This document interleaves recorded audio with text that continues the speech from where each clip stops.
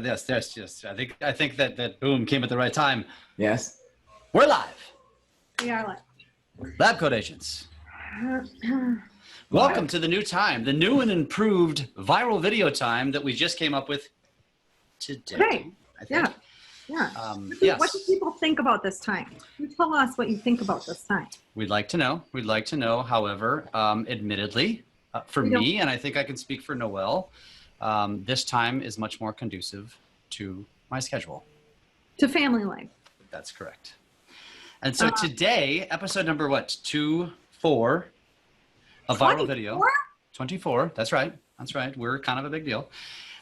We thought, why not share from the horse's mouth our videographers with all of you so they can share what it's like to be behind the camera, what it is that they do with us, Noelle and myself, and obviously other studies as well. And Noelle, what else do you have to add to that? Well, I just, like I said, the magic behind the scenes, because it really is the magic behind the scenes. And one of the things that we've talked a ton about, Jeff, is how much work goes into the actual content planning with these guys. It's not just about the tech and the equipment and the filming, but it's also about like the planning. Like Tori, today, how much time did we spend talking? Like probably 2 hours, right? Yeah. And so some of that we wanna talk. So this guy right here, this is my videographer, Tori, who's sitting in his cave. We call it his cave. I put him in a pool. And we Very shut dark, no lights. we let him out to eat at about noon for a half-an-hour lunch, and then I push him back in there. Yeah. And this guy, I think it's well, on my screen. Oh, what nuts. It's Bam. Right there. Well, yeah. Well, it depends I feel where like I'm in the Brady Bunch. Yeah, right. This is okay. So the guy in the yellow jacket, that's Papa Blankson. That Big is Bird. my videographer. And unlike Noelle, I let my videographer out to eat. So he actually works from home. I do.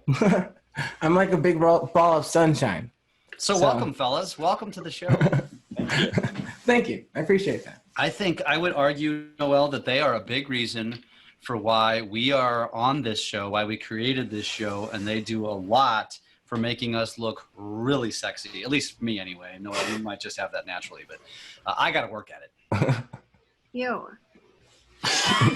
That was kind of gross. Yeah, no, yeah. Ew.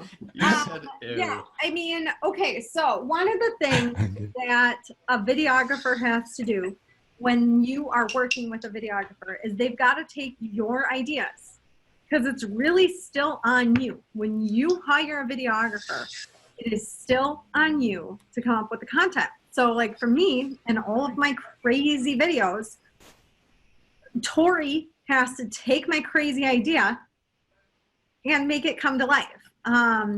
So, you know, we can kind of talk a little bit about that. I know, Papa, you've done the same thing for Jeff. Yeah. So let's kind of talk a little bit about that process that you guys experience with working with somebody that's in the real estate industry and creating content for them. Okay. Tori, Yeah. you want to Rochambeau or you're good? You go first. Okay. Well, I think a lot of it is like when an idea comes up initially, it could be a lot of times, especially with the way Noelle's brain works too. It's something that when the idea is brought to the table, my first reaction is like, oh boy, I don't think we can do this, or I don't think we're going to have the time to do it the right way, or like, how are we going to make this work? And then it's sitting down and like getting to the essence of like, what's the message and what do I know technically I can do in editing or with shooting or anything like that. And making sure that we can get all the fun of the idea and the fun from the video and make it in a way that's going to work with the style we have. So, you know, we're not making Hollywood movies here, but we want to do it as well as we can, but also as like time efficiently as we can. So it's a lot of taking the crazy idea and trying to get the the best we can do out of it. Tori, how often do you say WTF when she comes to you with an idea? Just be honest. It's my first thing. When she walks into That's the first one. Yeah, that's the first thing you go to. But I It's do like, have to come out and he's saying it half the time. That's fun. No, I feel that. No, that's good. Yeah. Papa, do you feel the same way? Yeah. I feel like we are very much the same, where it's you have this crazy idea, and we kind of have to almost like reel you into the realistic factors of what can happen, and then taking, you know, our knowledge and then making what can happen kind of better than what can happen. I don't know how to explain that. So like for me, editing is a big factor. Like editing, I don't know if you Tori, like it's heavy. Like it's everything that you envision in editing is crucial. So like when you're shooting, right, Tori, like you think about your edit while you're shooting. Yeah, right? I definitely shoot to edit, or at least I like to as much as I can. Perfect. And so that's like our aspect of it. So that's where, like, if you, as a realtor, like as whoever that needs to hire somebody that is in this profession, like that's essentially what you pay for. You pay for someone that's not only like shooting the video, right, but is shooting essentially the future part, the future of what's going to happen and how this is going to look at the very end, and somebody that can like see what's going to happen as you're saying your ideas and as you're elaborating, as you're coming up with your like basic script. You know what I'm saying? Yeah, because it can't be, oh, well, let's just bring a camera around and hope something's good. Right. You have to have someone who can sort of funnel the idea into, okay, we need to hit these points because that's what's going to carry the through line of the video. And I think for people who, like real estate agents that want to have a videographer, I think their mindset is like going, come on, let's keep going, let's make the deal, let's get the client. But for us, it has to be a bit more methodical and planned out, because otherwise it's going to be nothing. You have to have some structure, some building blocks of how you want this video to go, you know? Oh, yes. I love it. Yes. Can I ask a question? Tori, you said something interesting. I shoot to edit. Explain what that means to a realtor that's watching this. Yeah, so when you're going in initially planning a video, it's a good idea to plan ahead and have an idea in your mind of what the video is going to look like. That way, when you're going out to shoot, even if you're not, I'd imagine most real estate agents or whoever they hire isn't going to do like a full shot list where they detail wide shot here, this shot, this shot. But you want to have it built in your head, so I know this shot is going to transition into this shot, is going to transition into this shot, so that it doesn't feel like a jumbled mess of like random things put together with some cuts or like maybe a fancy whoosh transition or something. You want it to feel natural and have an ease into the next scene, the next shot, whatever it is. You want to really build it on that it's creating a story. Macro level, yeah. Whatever one. Tori, do you have around you, because I know we drew out like the video that I posted today. We physically drew that out, right? Yeah, I don't have it near me though. Okay, so usually, just to give people an idea, a lot of what Tori and I will do, I'll come up with these crazy ideas. And a lot of them are scenes. So then we will like literally box them out. Very simple. And a lot of times it'll be me with a stick figure, because I've got to visually describe a lot of times to Tori what I'm picturing in order for him to take that idea and then to run with it. So I'll draw like stick figures of people doing stuff, and we'll literally just like draw our stories out like this. It's a storyboard, yeah.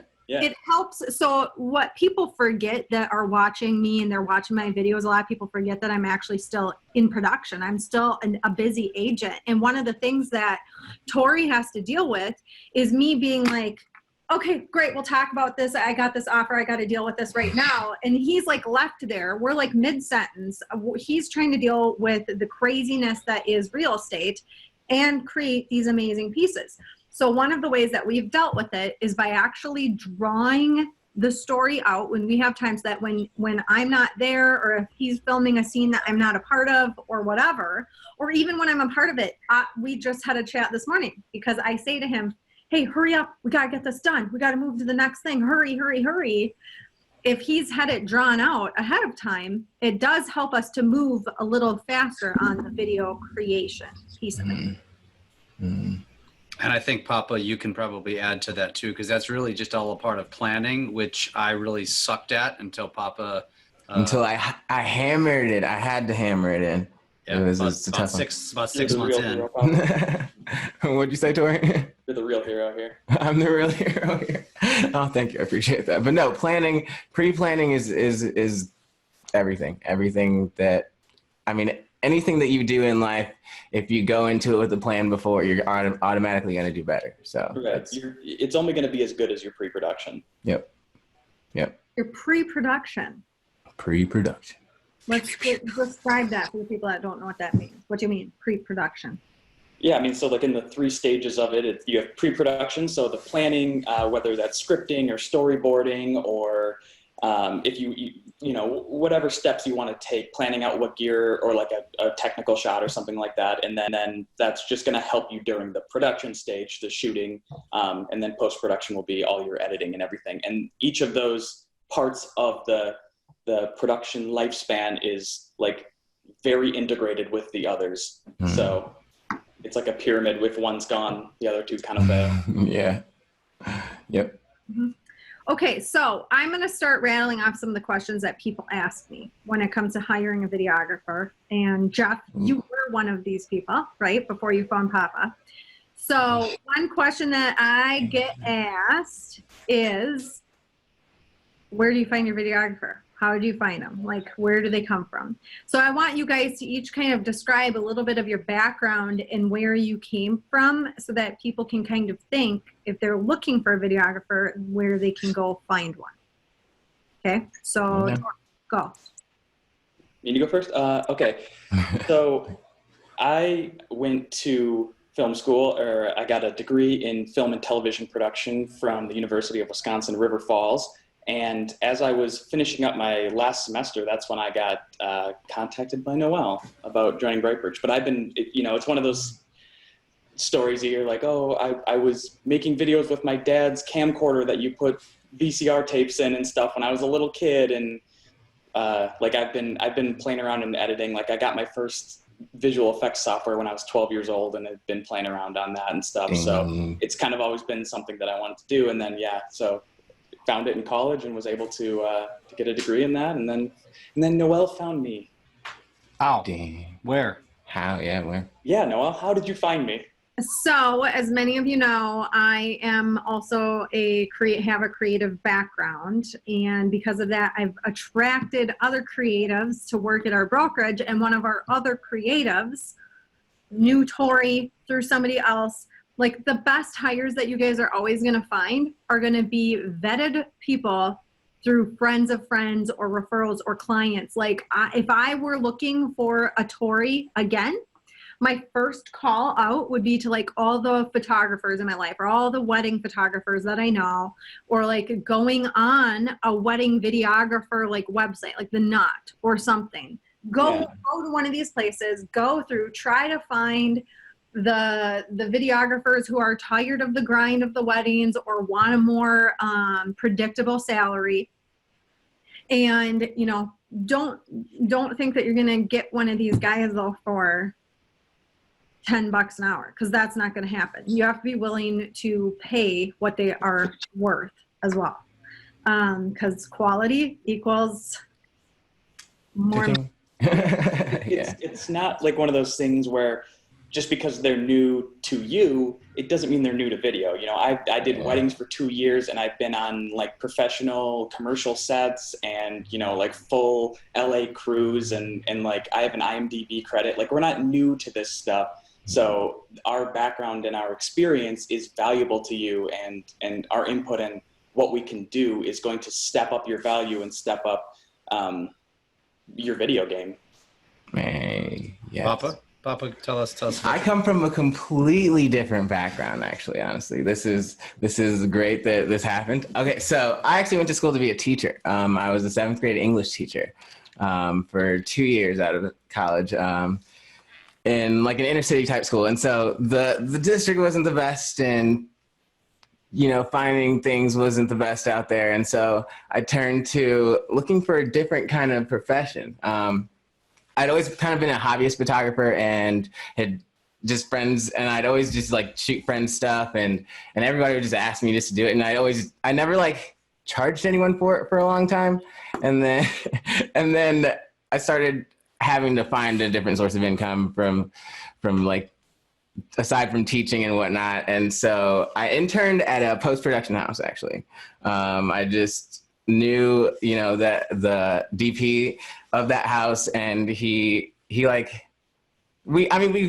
of grew up together for a while. And then Rachel, my girlfriend, also works there. So I interned there, and I actually started as an audio intern. I played blues guitar for a long time, and so random stuff. I just have just random stuff in me. So I played blues guitar for a long time, and so I did a lot of recording there.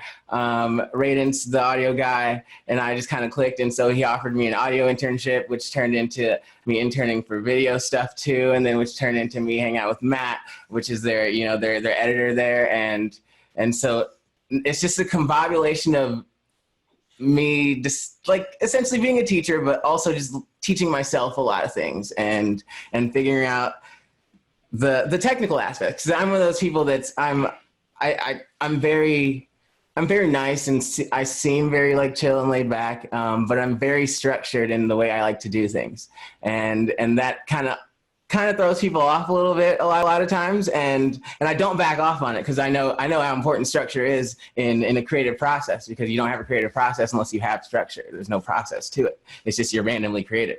Like that's not great.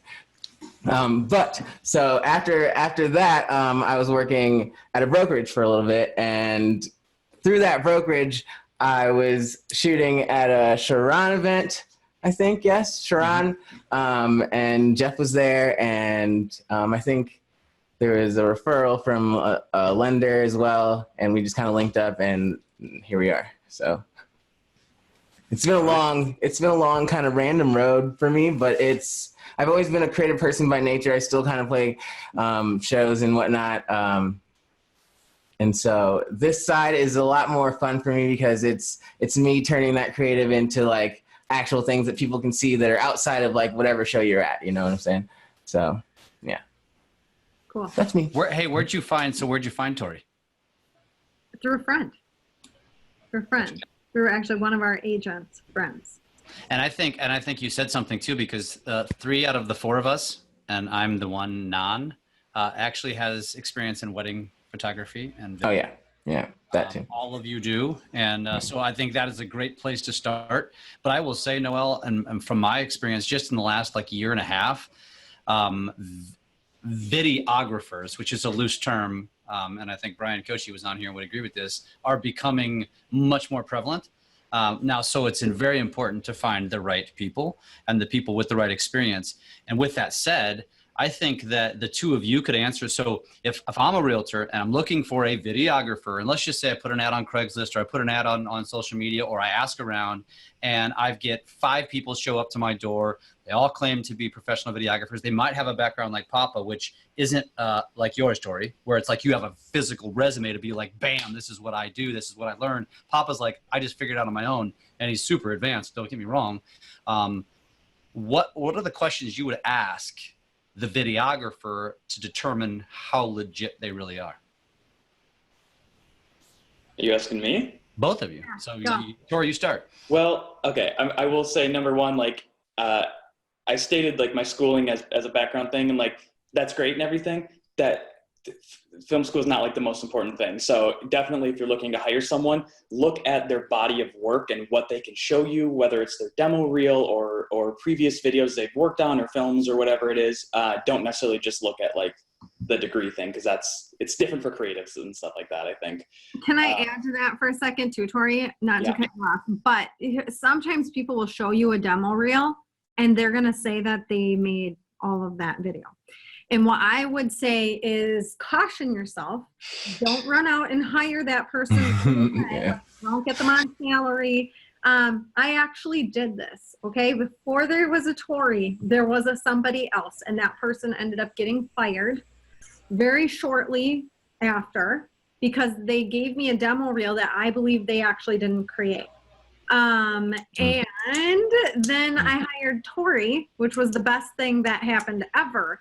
But Tori also had provided me a demo reel, and he actually created his demo reel. So when somebody sends you their demo reel, don't just fall hook, line, and sinker for whatever they're sending you. You need to see other things too, and you need to have them prove to you whether it's their social media account that's going to demonstrate it, or put them on a project, like hire them to do a 1 or a 2-time project for you. And then if that works, then go into more of a salary position or a contract position. That'd be my advice.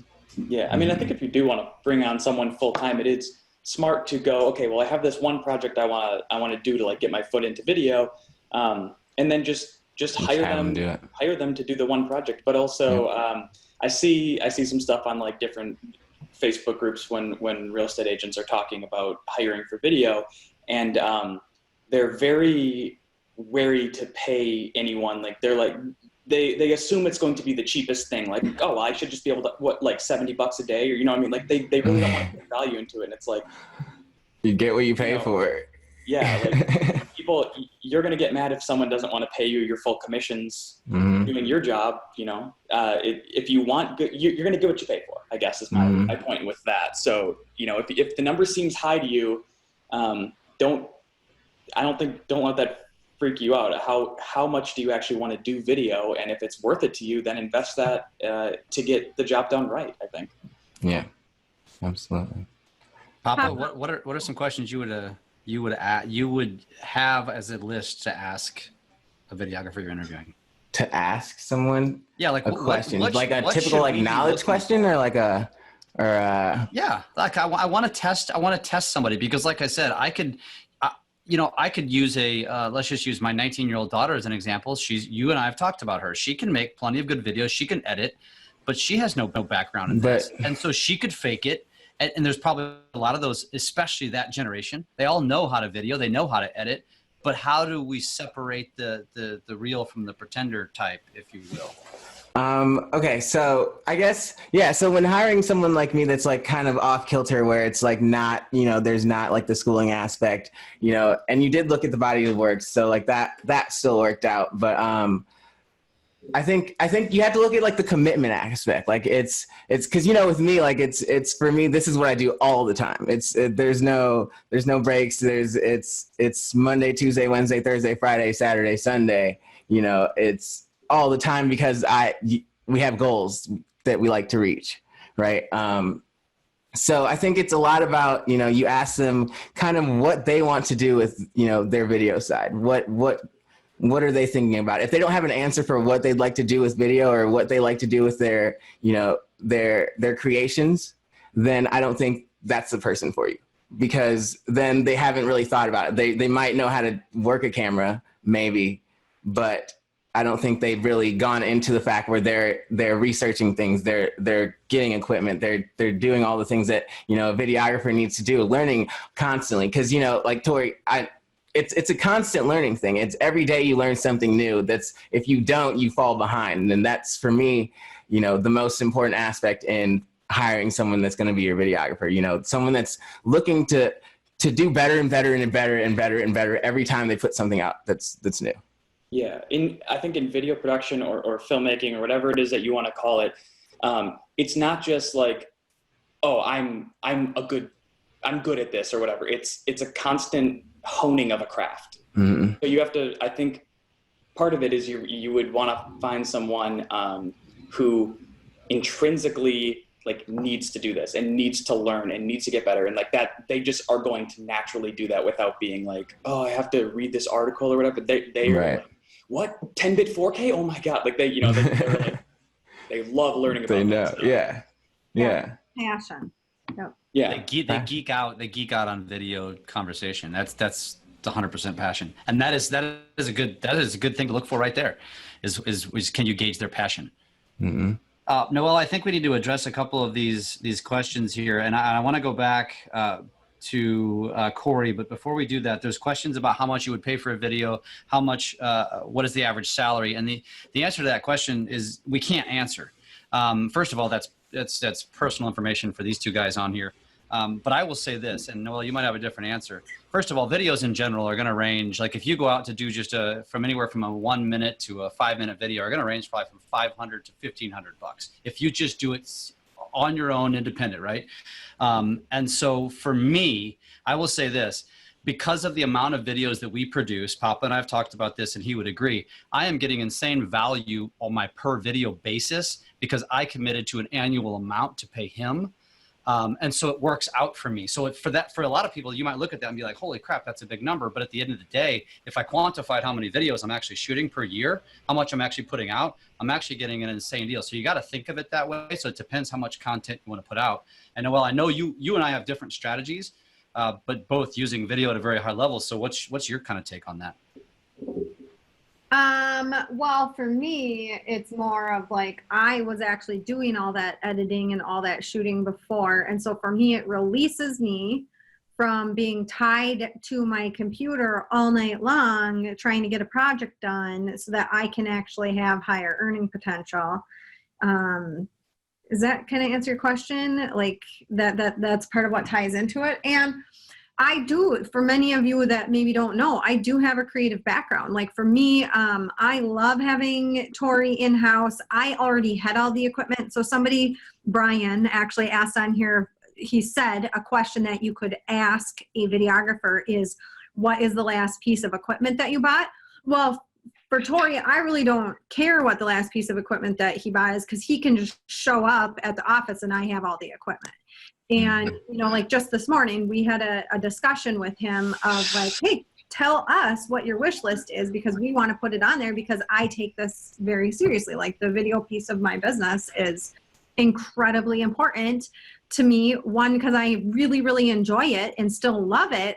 But two, because I see the ROI on it. Like I don't do door knocking. I don't send out mailers. I don't do any of that stuff because I just put videos out every day. Like I pretty much have a video that goes out every day. So for me, but that would be an awesome question. If you don't have any of your own equipment that you're providing somebody, that's a great idea, Brian, to ask what is the last piece of equipment you bought. Well, and for us, Noel, we're the exact opposite. So Papa provides all the equipment. And so it's totally different. So we are completely opposite in that regard because Papa has his own side business. And that's where we differ. Yeah. And so for some of you who are still watching or on this and have more granular questions that we're not going to answer globally, feel free to private message either one of us. I'd be happy to have a conversation with you about this. And I want to answer the question that Matt just asked. He asked if Tori and Papa help their clients, us, with the creative process. I can answer that. I and Papa can also, because like when he shows up to a shoot with an agent or an LO, the thing that drives him the most nuts is when somebody shows up and expects him to tell them what to do. Papa's not in real estate. Tori's not in real estate. Papa's not in mortgage. Tori's not in mortgage. So you need to show up with the majority of the content already in your head on paper scripted. They'll help bring it to life and make it creative, but they're not necessarily the ones to come up with the creative ideas. Now, I will say Papa does come up with some creative ideas, but he gets how I think. You spend time together and they start to understand you. And today we went over some new ideas that Papa didn't derive. I derived them, and then all of a sudden he started running with it. He's like, oh, we could do this. Oh, we could do that. Oh, we could do this. But you have to kind of come up with those ideas. And like Noelle and I have talked about it many times, she finds them by watching YouTube videos. You can watch them by watching other people. There's so many places to come up with the creative process. Mm-hmm. Yep, totally. And I would also add too, if you hire somebody to do like a project, you know, you test them out, 1 project, 2 projects, you also have to keep in mind that you're not going to have magic communication on 1 or 2 projects necessarily. You might have to give it a while. Like Tori and I have been together for a year now, and over the last year, our communication style has just gotten that much better. Like we've honed in. I can now say some things. Sometimes I don't even say anything, and he kind of knows what's happening in here, which is weird because most people don't get what's happening. Anything to add on that, you guys? I mean, I feel like we're kind of similar to how Papa and Jeff work. where the ideas come from you, and then, you know, of course they're spitballing or me going, okay, we can't do it that way, but we have to do it this way to achieve the same end goal, or vice versa. But yeah, I mean, I think Jeff put it in a really smart way. Like, I'm not in real estate. I didn't go to school for marketing or anything like that. So the message you want your brand to have, it's gotta, you know, it's gotta be derived from you. Come from you. Yeah. Yeah. Yeah. I think the biggest factor in what I see on my day to day is the average person's pre-production. I don't know if you work a lot with like other real estate agents or whatnot, but like, you know, sometimes we work with like just mortgage lenders that are different and like stuff like that. And so we don't necessarily come up with like a full plan before we shoot. And so that kind of hurts a little bit because I know in edit it's going to suck. It's like, that's the part that hurts me every time, because I'm like, man, in edit it's going to take way longer than it should. And if we could just do it the way that, you know, is supposed to be done, is you kind of script, you know what your plan is before you go. You don't expect your videographer to come up with the plan on the spot. That's not a good idea. I mean, you don't show up to a listing appointment without rehearsing, without practicing, without knowing your value props. Don't show up to a video shoot with the same way. I mean, you prepare, damn it. And that's what popped in. And he's right. And he beat that into my head. For me, it's a little bit easier to show up and spitball, but I've been doing this for 3 years. And for a lot of people, getting in front of the cameras, it's scary. And so if you're prepared, it's gonna show in the video. It's gonna make their editing life easier. It's gonna make the video look a whole hell of a lot, you know, more professionally done. Yeah. Hey, Noel, let's go back to Corey's question. So he had a specific question. Hopefully he hung in there with us. He wants to know, and this is more of a technique question. I'm curious to actually hear your guys' answer.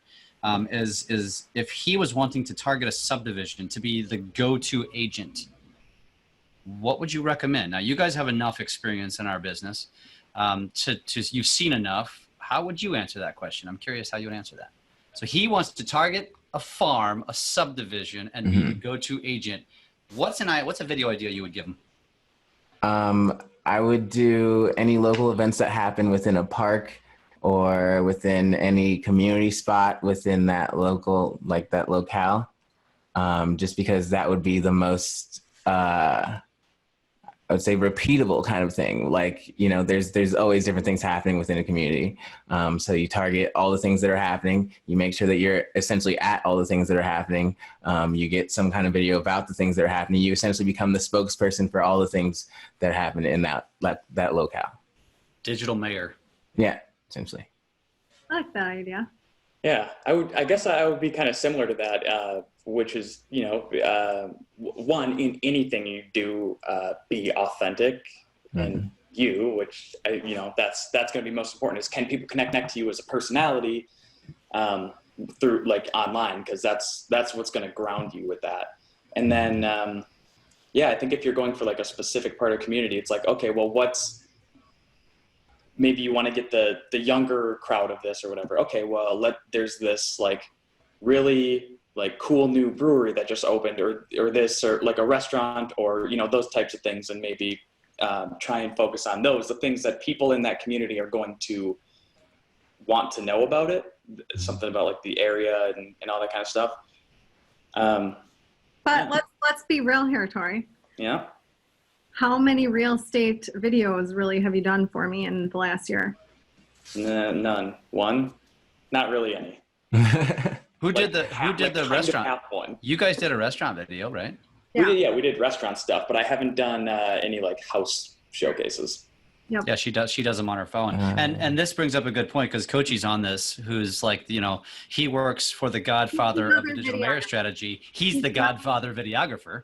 And they, Kyle Whistle and Brian Coachy, have built some amazing series of videos around a community. And so, Corey, that is by far the best answer to the question, which is come from a place of contribution and give back to the community. Show them what the community wants. Don't talk about yourself. Talk about where they should go to eat. Talk about where they should take their kids to the park. Talk about what events are going on. That's where you should create a series of videos around. And Kyle and Brian do a magnificent job of that. Brian, you can send the check to my home address, please. Well, and I think it depends too on your personality as the real estate agent. Like, find a way to show your personality in those videos so that they actually want to work with you. Like for me, when I hear that and I hear about targeting a subdivision, which ironically, yes, I just had actually Tori out filming a new development that I'm working on. But it's been a long time since I've actually featured something like that, unless I have a client that specifically requests it. Because for me, I'm going to go out and film something fun and then maybe run a Facebook ad to that area of me just showing my personality or talking about being around that area. But I think it just depends on your personality as the agent. Mm-hmm. If you want to be hyper local, you still should be doing stuff that's featuring your personality that's non-real estate related that you can run to that subdivision, because you just want to attract the client to want to work with you. But yes, those were all great answers. There's no bad answers. There's no bad answers. No wrong answers, guys. Anything else? People, do you have any other questions for us? Pop them to us because we're about done here. And Ginger asked a specific question about, I'm looking, about doing hyperlocal videos. So along the same concept, which we totally agree with Ginger. You're looking for someone now, but no clue what to offer. I think you're talking about a salary there. So again, feel free to reach out to it. It also depends on your market. And Noel and I are both in the Midwest. It's probably completely different in California, or on the East Coast, whatever. So feel free to reach out to us. We're totally happy to help you with that. It depends on your market. It depends on what they've got for their own equipment, what they've invested into themselves. It depends on their level of experience. It depends on what you're having them film, how complicated the things are that you're having them film, all that stuff. Hey, one thing that we didn't talk about, music and sound. How important are those things for you guys in the edit and in the creating of the video? Okay, I will say this, and I think it's very true, that sound is more important for video than video is. I agree. 100%, 130%, 3,000%. Because if something's like, just, you could look at the Facebook video player. It's not great, it's not going to play the highest resolution, and people have just become accustomed to that. But if you turn something on and it is garbage audio and you can't hear it, or it's too loud, or it's too quiet, or it sounds like a tin can, you're going to be way more likely to turn it off. So I think sound, and even doing like light sound designing and finding music that maybe while you're doing the video, it's cutting to the beat to give it a natural flow or something like that. I think that is very, very important part of making a video. 100%. Yes, I agree. Cause I come, like I said, I came from a music background first, like an audio background first. So for me, that's 100%. That's the first thing I thought of whenever I got into video, is I'm making sure it's every edit that I do, it has to dance kind of with the music. You know what I'm saying? I always tell Rachel, my girlfriend, that for me, it's more of a movement. It's you're swaying, you're having fun, you're kind of cutting depending on how the song is going. It's just a lot of fun. Sound audio makes everything better, and it honestly makes editing more fun for me because it just takes me back to the roots, and it's nice. I like it. And I think too, as an agent, and if you've got direction and an idea on something, don't be afraid to step in too and add to the direction of that. There's been times where Tori and I maybe don't agree on a sound or a song. There's been a few times we have a lot of never happens. Discussions. And so a lot of times I will even look for some music and I will send it to Tori ahead of time, hey, this is kind of what I'm picturing for this. What do you think? Here it is. So that he knows as he's editing what that is going to kind of sound like and what I'm picturing for that. Yeah. But Tori and I definitely fight a lot about sound. We do. Yeah. Papa and I never fight about sound. We only fight about preparation or lack of. Yeah, that's all actually, I turned to Papa for music idea. I'm like, hey man, this is what I need, a video, or I need sound for this, or I need music for this, and then So again, it's interesting to hear our different relationships and how our dynamics. Yeah. Do you ever create music for the videos, Papa? That is my goal. Honestly, so for me, a lot of it is about time right now. So I preach time to Jeff all the time. It's my goal as a musician is to be able to put my music in the videos that I make, right? How cool would that be, right? Yeah. But that's the very first video I ever made, was actually a longboarding tutorial with my girlfriend. And the intro to that was kind of like a little like Full House Brady Bunch type kind of intro. And I created the intro song to that. And so that's the goal. I want to go back. Yeah. Cool. Yeah. Anything else?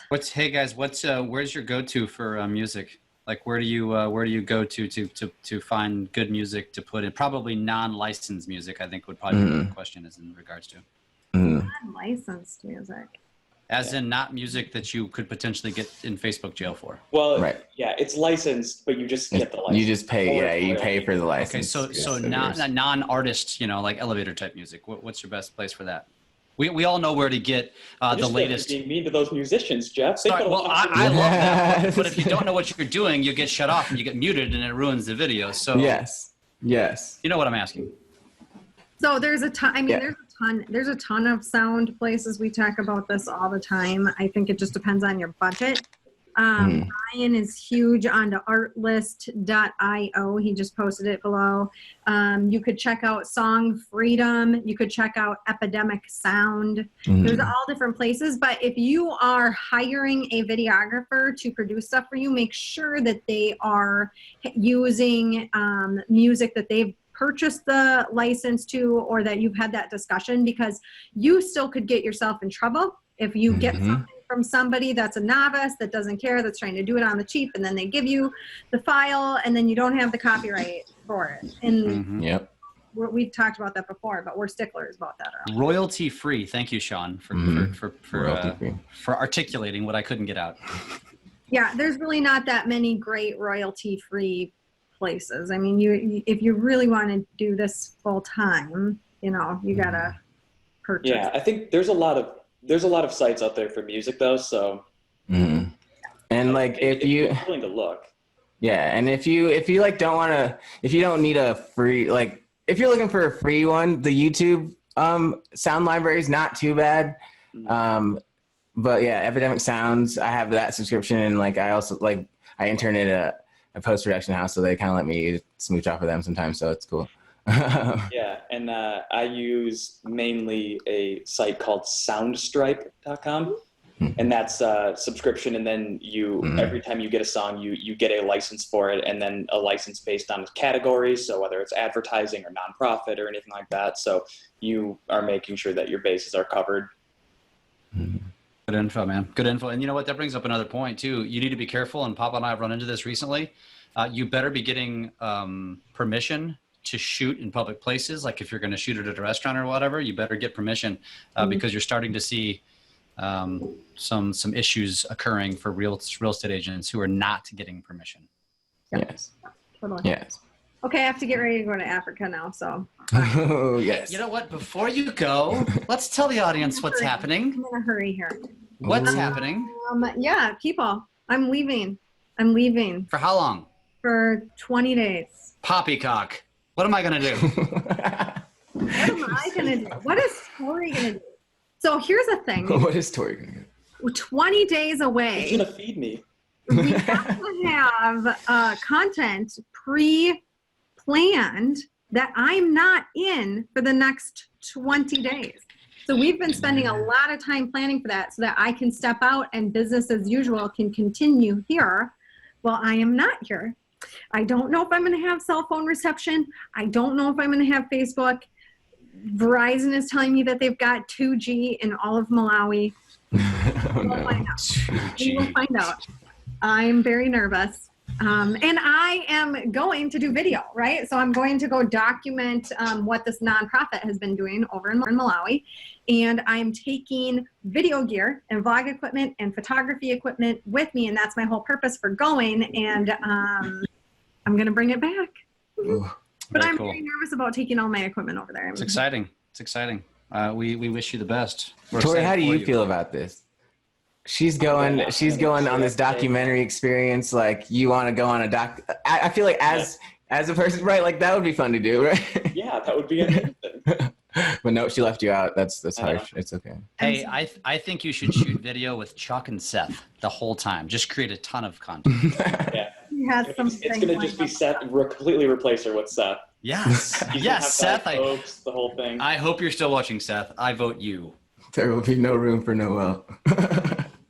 You need me when I come back. All right. Hey, Noelle, safe travels. Thank you. Have fun. I think you're gonna create some magic, and we're looking forward to watching it. Yes, I'm excited. All right. Well, thanks for joining us, guys. I know you guys don't necessarily like to be on this side of the camera, but we appreciate your input. For anybody that has questions, keep posting below. We'll monitor. We'll answer them as best as we can. And we'll have these guys on again at some point. Maybe the next one we can add Brian in too. Brian and Kyle.